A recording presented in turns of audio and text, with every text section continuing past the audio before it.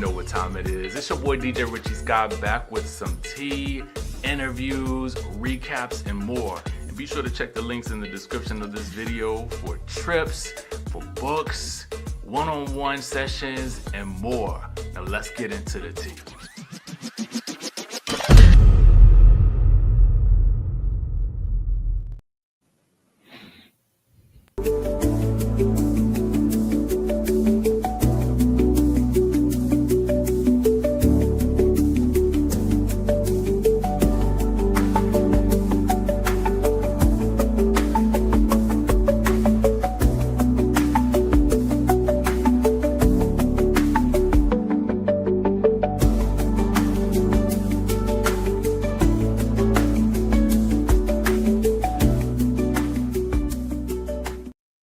Y'all, K. Michelle is shaking the table. She is shaking the table. We're going to get into that in 1 second, okay?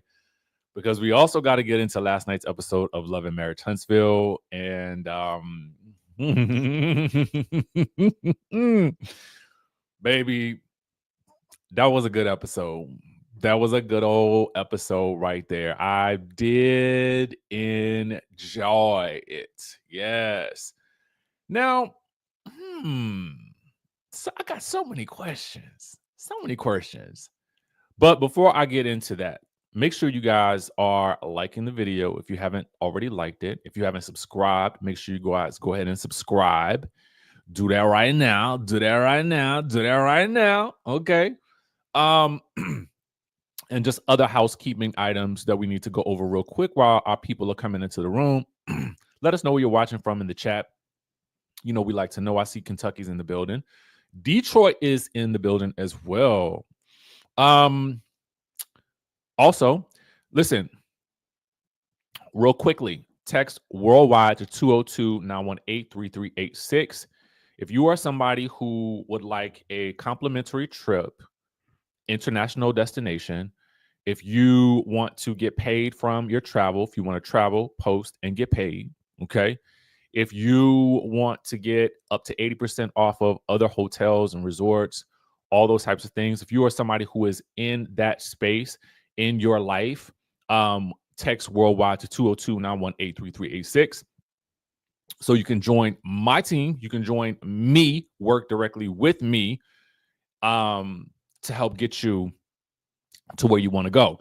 Now, of course, again, as I stated before, don't be a scary person. If you can't talk to people, if you can't post on social media, probably want to just go ahead and just sit on down, okay? This ain't the thing for you, but it is for you if you are somebody that's hungry for opportunity. You want to travel the world. You want to do so. You want to help other people travel, but you don't necessarily want to make travel plans for people. You don't want to become a travel agent, but you still want to get paid. Let us know. I see DC in the building. Perth, Australia is in the building. Come on. We really are worldwide. Toronto's in here. ATL, Queens, New York. Tammy said that's a full-time job. Actually, it's not. That's something I do on the side. So, but I'm the type of person that I'll have a whole lot of jobs. Okay. I've always been like that. I always like a lot of different streams of income because relying on one stream of income, as I'm sure a lot of you guys have seen, it don't really work for a lot of people these days. Okay.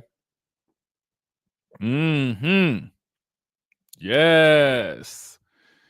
We about to get into some things. Meridian, Mississippi, New Jersey's watching, Austin, Texas, Miami. What's going on, Marquita? I see you in the building. All right. So now that we've touched on a few things, let's dibble and dabble into K. Michelle. So yesterday, K. Michelle posted on the gram, okay, nice girl has exited the building.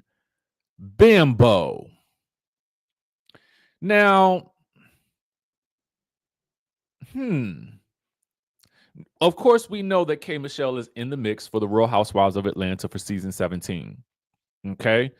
She also posted this: activated. I am my own person. I'll sit there and smile and clock it. I'm not with none of that BS. Bimbos are the loudest and most confident. Shut your face. Now,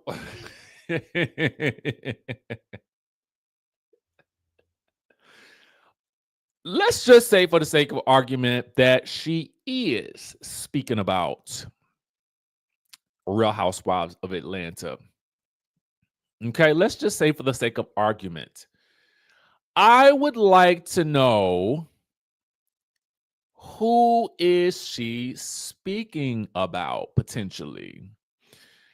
Of the cast members on the show that we know are at least in the mix, who would you think is most likely the candidate for Bimbo?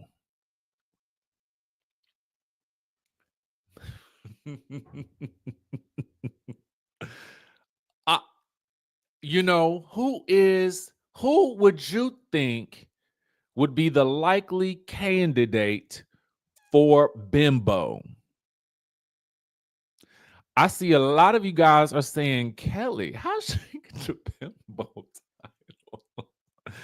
Some of y'all are saying Portia. Somebody said Kim. Zodiac? I mean,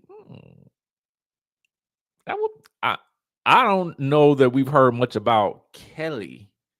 I mean, not Kim being in the mix with this filming. But who y'all think? This is so interesting to me. Listen, Kim may be back in some capacity. I really don't know.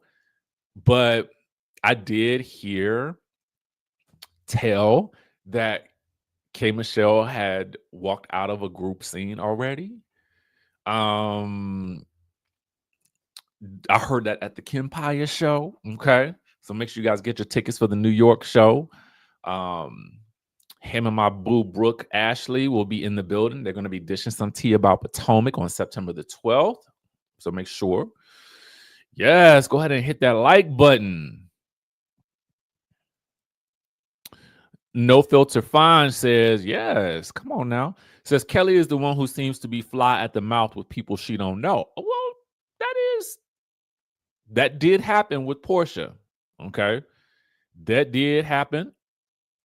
That's a good question. Is it for the Pinky lady? Pinky Cole? What up, Drea? How you doing? It was nice meeting all of y'all at the show. Some of y'all seeing again, right? Because we saw each other last time at the show. Yeah, she don't give me Bimbo either. I mean, we got to think about who the likely candidate is for the Bimbo title, right? Who would be a Bimbo that be loud and confident? I'm not calling the person a Bimbo. Let me just say that. This is K. Michelle calling it. But based on what we think about a Bimbo, I always think about, anytime I say the word Bimbo, I think about Nene saying dildo. I don't want a dildo. I don't want to see a dildo. If I don't want to talk about a dildo, I don't have to see a dildo. Y'all remember that?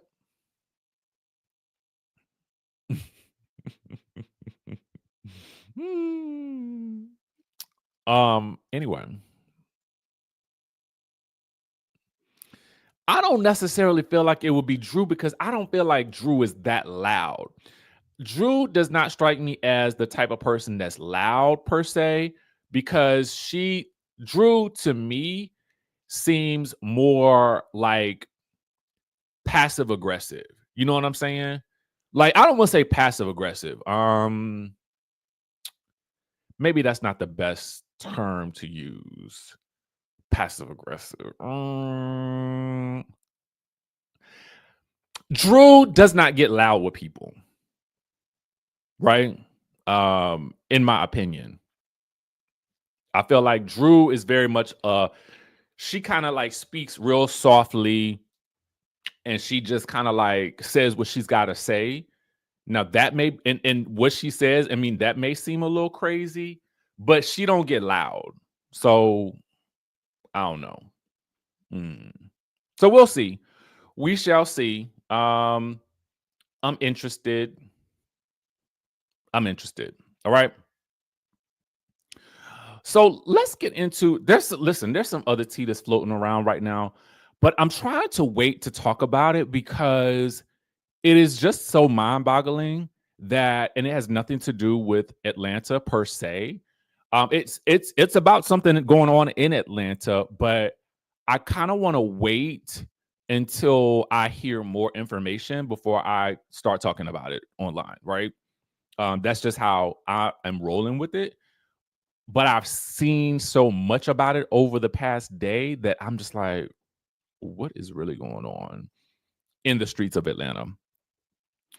Okay, so listen, let's get into Love and Marriage Huntsville. We're talking about episode 6, Martell Me No Lies. That's the title of the episode. Nell and Tisha try to mend fences. Kimmy questions if reasoning with Martell is a lost cause.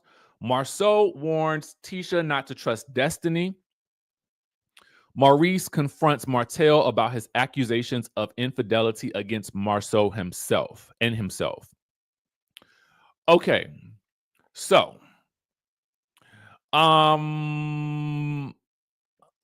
let me pull. Did you happen to catch the episode? If you did, let us know in the chat and let me know what your thoughts about it were. I'm going to give this episode, for me, I'm going to give this this rating, Lord, I can't even talk this morning. I'm going to give this episode a rating of a 10. The reason why is because I haven't chuckled this hard at the show in quite some time. Okay? I did not know what I was in for. But baby, let me tell you, I had never laughed so hard. Like it's been a minute since I laughed this hard at an episode. And shockingly, we were not laughing at Martell. We were laughing at Maurice. Baby, when I tell you, Maurice, first things first. Was it Mel that called him Martin Luther King? Who called him that? Sir, you cannot go and try to save everybody, okay? Because this was not a sit down that was going to go your way. It was never going to go your way. Kimmy tried to tell you, you need to sit down and occupy your time with Monster and some things that you've been saying that you're going to do with Monster versus running up after Martell trying to save him. Okay? You, sir, could not even save yourself with this story. I don't know why. What on earth would possess you, Maurice, as attorney at law, to ever tell this story about the night of your DUI? That story would have been better left never being told ever to anybody at all. Okay? And furthermore, when your wife tries, I am noticing a pattern with Maurice.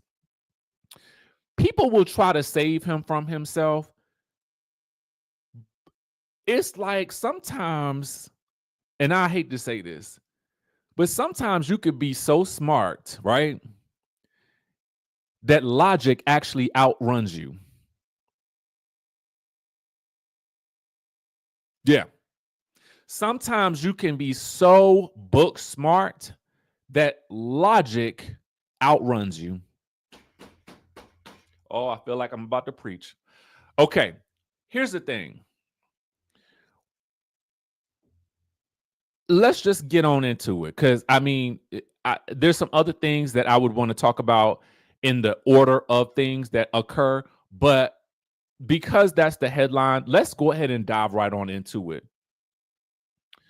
A lot of this episode, much of it, 90% of it, felt to me to be centered around Maurice and his crusade to save Martell. He tells Kimmy that he's going to go meet up with Martell, and Kimmy has to take the eyeglasses off and let him know why. Why would you go and have a sit down conversation with this man who does not respect you? You would like to think that he respects you, but he really doesn't respect you. You are running around here. You have talked yourself into believing that you are Martin Luther King, and you think that you're having this great impact, but you're not. Similar to the way that you think that you were parenting Jalen, but unfortunately, you were not in the way that they were wanting you to be the parent figure for Jalen. Says Jalen, says Kimmy, says Marceau. So the pattern seems to be Maurice, sometimes it feels like has a, I don't want to say it's a delusion of grandeur, but I think he has an overinflated idea of his own impact.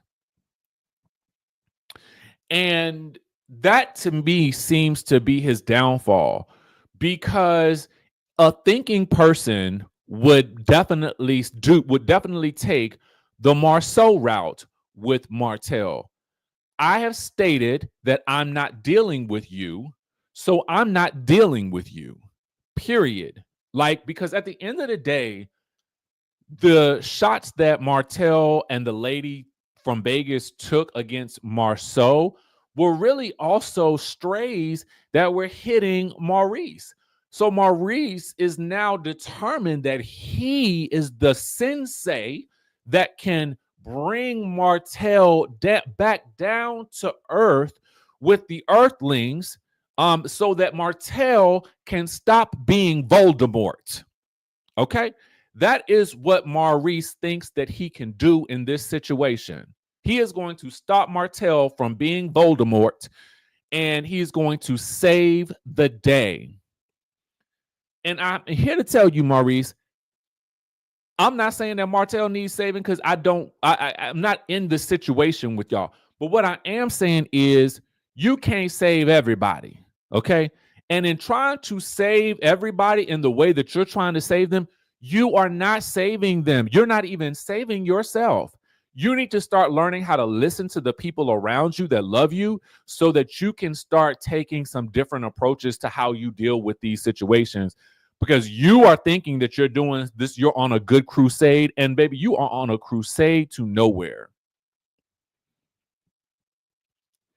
Tia B says Martell didn't back down. Maurice think he's smarter than everyone else. Marceau still makes me laugh. Tisha was drunk chastising.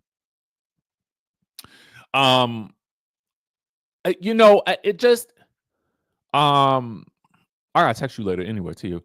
And thank you for that super chat. I just feel like, bro, you would have done well to listen to Kimmy. She was trying her best to like reason with you. And when she dropped the good old logical mollywop on you that you could be better spending that time with Monster, that's the moment that you really should have changed course. The moment she said that, after y'all done had the conversation about Jalen, and Kimmy was very matter of fact about the situation. Like, you are thinking that you can turn him into some type of good guy, and if he's really not acting in a good guy way, then what you trying to do? Like, what you can't what you I mean, I know you trying to, the goal of these shows, obviously, and we're not gonna dismiss that, is to bring the group back together. We all know that's the case, right? We do know that's the case. But in some instances, with some groups, it's just not feasible. It's just not. It's just not. And you, who already caught strays in this situation, would probably be better to not be the person that is bringing the group back together. Let Chris Fletcher do that. I mean, because at the end of the day, it's like, Chris Fletcher took shots at you too. And I felt like you had more smoke for Chris Fletcher than you do for Martell, who also took shots at you. Okay, so there was that. Logic ran faster. All right, cool. So he does decide to go sit down and have the Ponderosa with Martell one-on-one. I'm sorry. I'm so sorry. Martell kind of ate you up on this one. I can't even lie. Okay. I'm sorry I didn't get to meet you either. But I'm glad you were there to support my boy and Taria.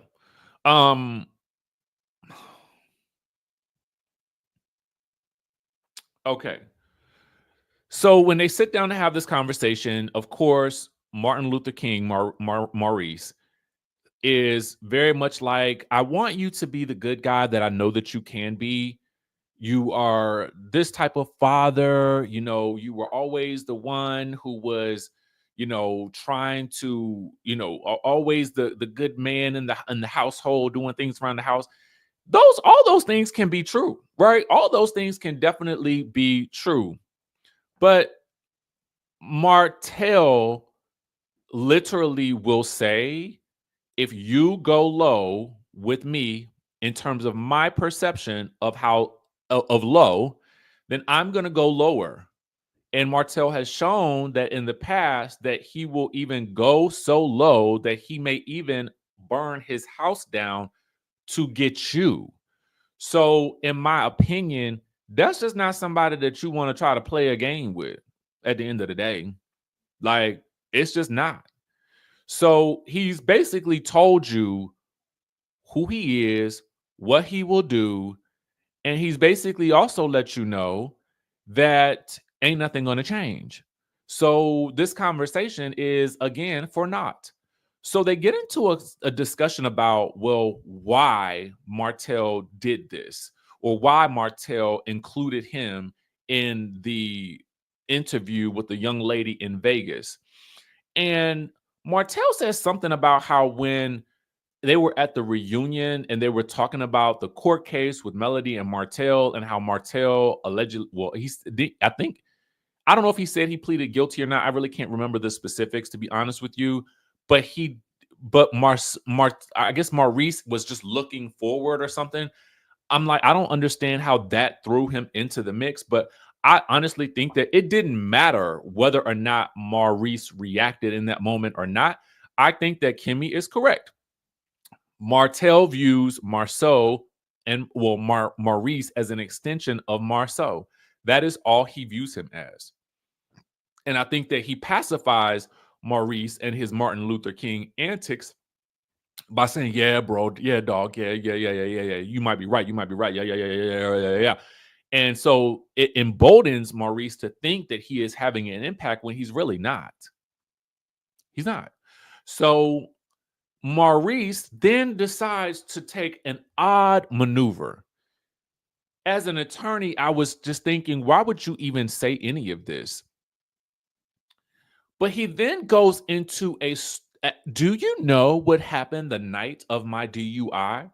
And of course, immediately as a viewer, my ears perk up because I'm like, no, but tell us. Okay. So I've got my popcorn ready. I'm in the bed watching, like, oh my God. Like, what? Okay, you're going to tell us what happened? Spill it. But as he starts to open his mouth, I'm like, what? For those of you who missed it, let me explain. Okay. I'm going to do my best to do the reenactment as it was portrayed to us on screen. Do you know what happened the night of my DUI? Martell is looking like, well, yeah, give me the spill the tea. Maurice was like, so Kimmy and I we left together, okay? But I drove, or Kimmy drove me to my car back at the office. Kimmy then drove home. I then drove to meet somebody else, two other guys or something, someplace else, not far from the house. But then I hit an animal. Then I hit a tree. Then I hit a pole.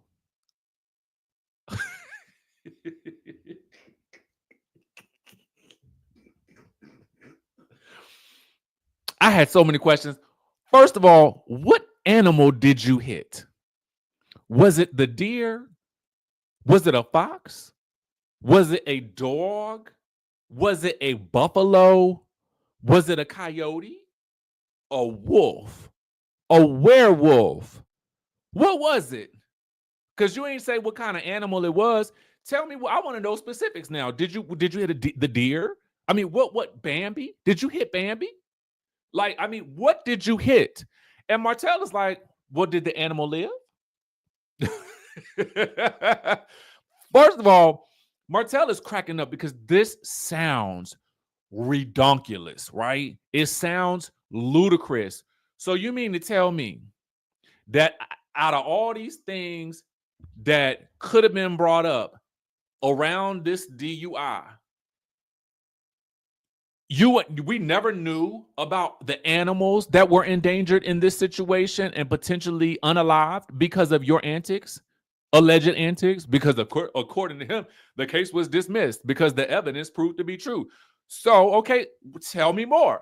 What animal did you hit? Why is this so mysterious? I feel like the Scott brothers can't ever tell us, like, just tell me what really happened. I always be feeling like they just gotta, even when they flash back to Marceau in the car with Tisha.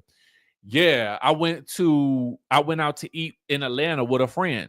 Just say it was Chris Fletcher. Like, all of these little things all these other little extra things that y'all do, the little elements that y'all add to the story to make it mysterious, make you sound crazy. Why do y'all do that? Okay. So now the DUI, it was a car accident, essentially. Okay. Was the car totaled? How did you make it out alive? If you hit a tree, if you hit an animal, a tree, a pole, in my mind, that car is wrapped around something. You hit a lot of things, sir. How did you come away so unscathed? Like, I mean, I'm just like,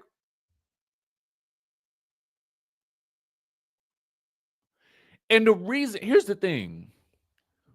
Listen, I don't know. All of these things could be true, right? I mean, at the end of the day, we weren't there. I don't know. But all I know is it sounded cockamamie when it started rolling out of his mouth. And at the end of the day, because it sounded, you know what it sounded like? It sounded like when Erica Jane told us that story about Tom. There was a burglar. Tom did something. He fell. He ran. He left the house. It was snowing in Pasadena. The car flipped over 13 times or something. It was. This is what it sounded like. And then I'm like, well, why didn't you just say any of this earlier? Because I do assume that some of this could have been like, what happened that night was really, I mean, there was an accident that occurred, but the way that they're framing it to have happened was not the way that it happened.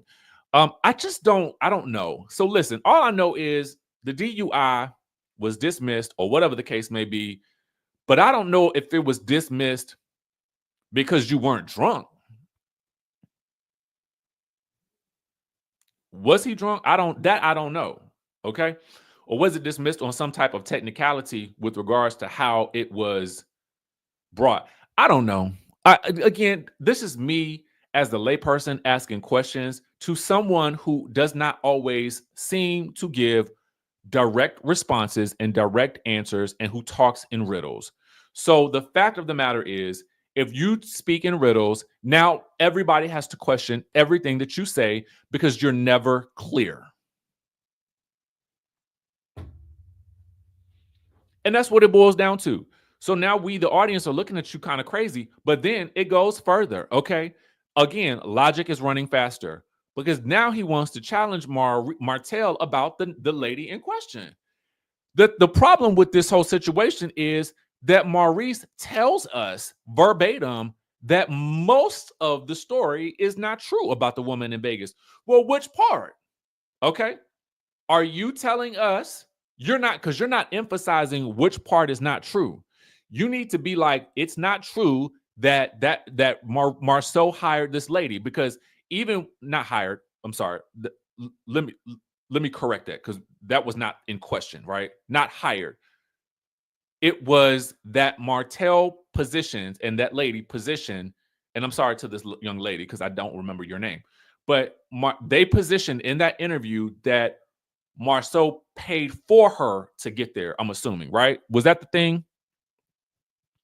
Correct me if I'm wrong, because I don't want to be wrong. Okay, I'm not trying to say that that's not what I'm saying. But what I'm saying is this: you're not saying that that's not true, right? You're saying, I don't know. What? What? You should just be saying that did not happen, sir. Because now it looks like, well, which part is not true? What part happened and what part didn't? And then,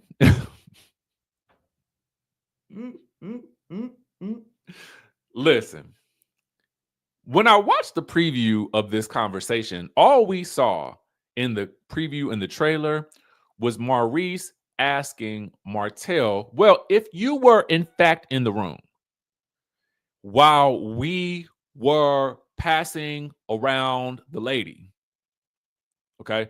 Listen, there's no politically correct way for me to state this, okay? So, I mean, typically I would be more politically correct, and it is a Sunday, but I'm sorry.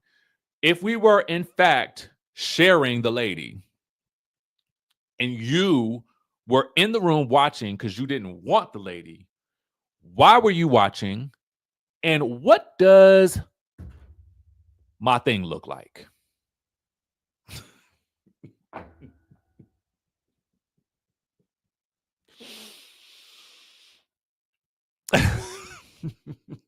So immediately, Martell is like, I'm uncomfortable. I'm uncomfortable.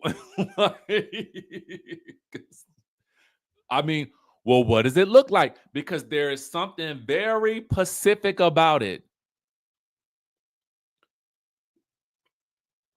Is it pierced? I mean, like, what is Pacific about it? Like, is it pierced? Does it have a hood? Like, is it a curve? Like, I mean, I don't like. I don't even know why I'm having to ask this question, but what are you referring to? Is what I'm trying to get at. Like, because now I'm like, I feel like I'm watching Love and Hip Hop with Mendices talking about penis. You know what I'm saying? What Crook is talking about my penis. You know what I'm saying? So now we talking about Love and Marriage Huntsville, and we got to talk about somebody's penis. Here we are again. Okay, it's like the season of the peen. Oh my God. Martell can't answer the question. He's not going to answer that question because he knows that is a trick question. So at that point, what Martell does pull out is probably the most damaging thing he could have said to to Maurice, who is an attorney. He says, well, if I'm lying, sue me. If I'm not telling the truth, sue me.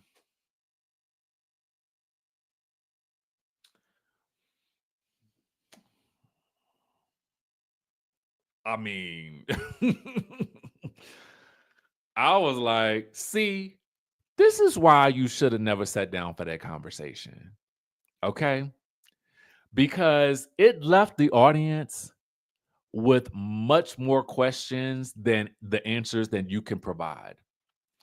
And even your challenge to Martell about him telling you what your thing looks like was not enough to quell the newly reignited suspicion around this whole scenario. And I'm just like, as an attorney, I just don't think I would have gone to that conversation. I would have just been like, you know what? I'm gonna have to let him be.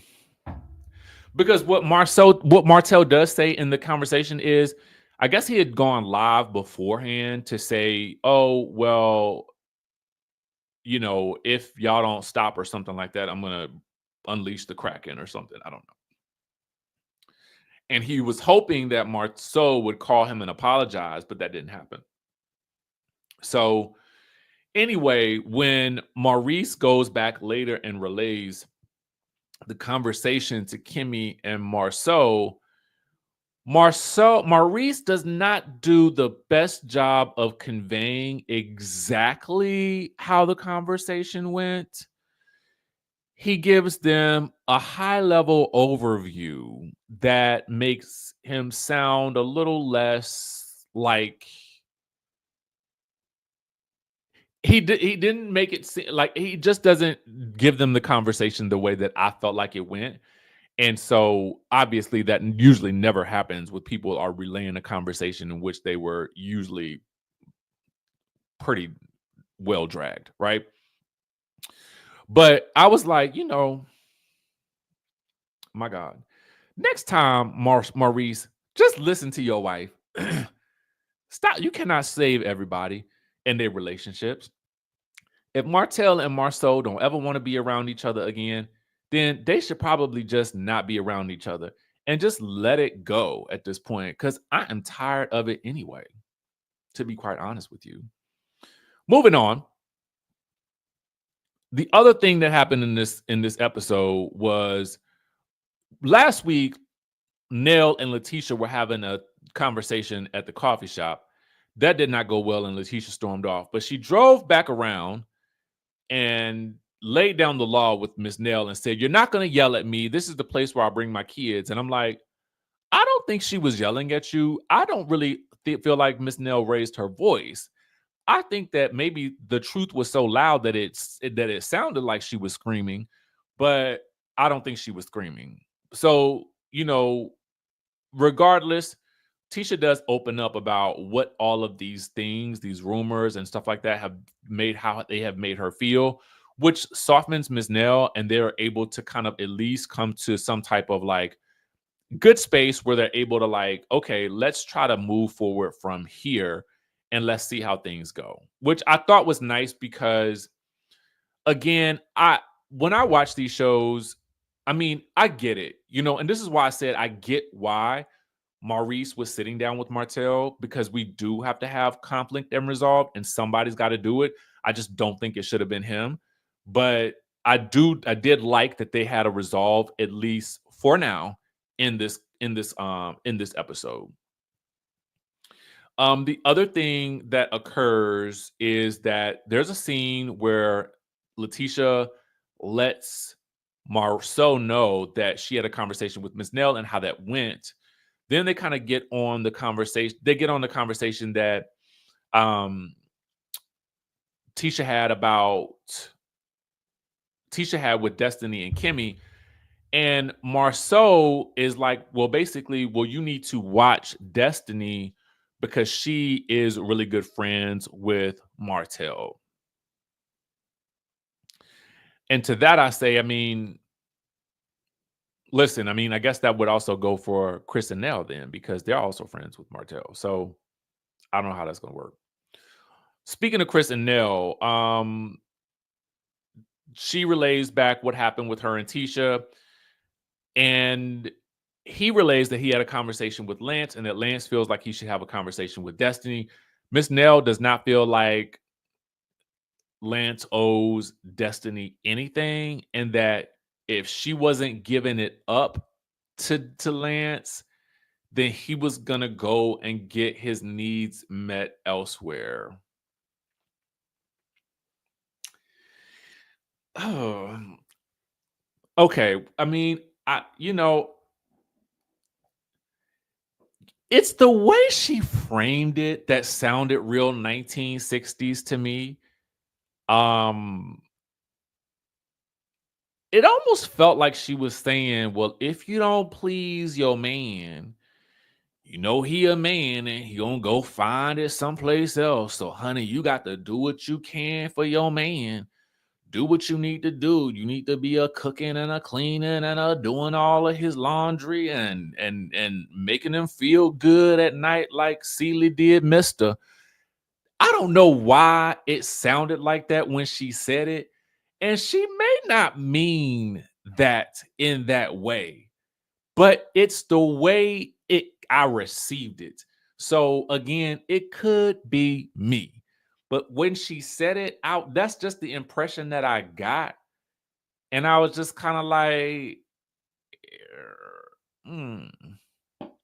Well, I mean, that's an oversimplification of, I think, why someone may cheat in a relationship. Were they indeed in a relationship? It sounds like they were just talking. So I felt like to go that deep with it for two people who were still getting to know each other, I just felt like was a bit extreme to me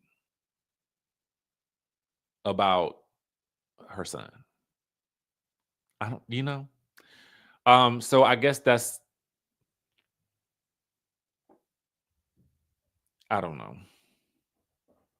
That I just, again, something about the way she said it just kind of rubbed me the wrong way. Um because again, I think it's an oversimplification. And for two people who weren't even at that point yet, it it seems like a very weird generalization to make about her son and her castmate. I don't know. So anyway, my thoughts on that.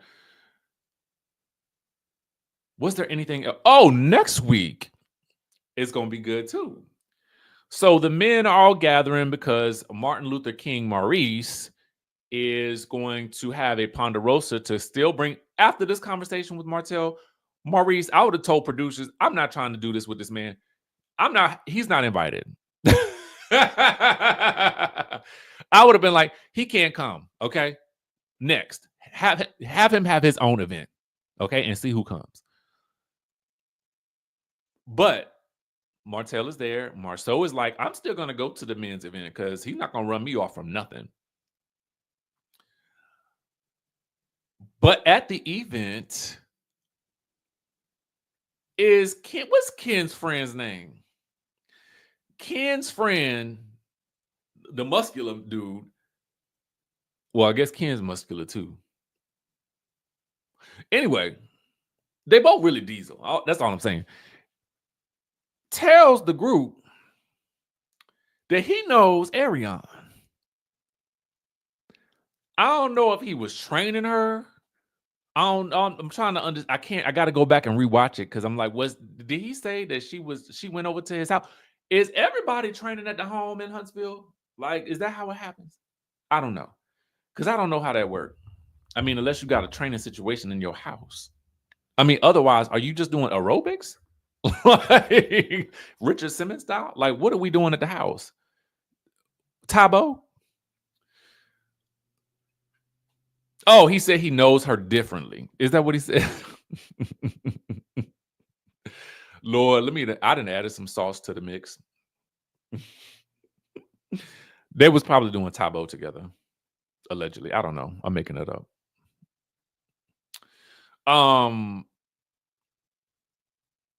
And Lance is gonna sit down with Destiny. So yeah, I mean, it was I don't know. I found it to be it was a comedic episode. I mean, everybody had something going on that was crazy. And I was like, this is funny. And I think the thing that made this episode a 10 was Maurice's story. Like, I have not heard a story like that in a very long time. But listen, kudos to you, Maurice, because you lived to see another day. And thank God for that. Thank God for that. But I will tell you, there was one little moment that Maurice had on him when he said, my case was dismissed. Is yours? That was probably the one good lick he had. He had two kind of good licks in that conversation. That one and the what does my penis look like? You know, like that one, that he, but otherwise, I don't know. And I gotta rethink of that. I gotta rethink that.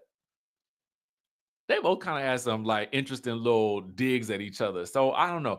I might watch this scene differently a year later. I don't know.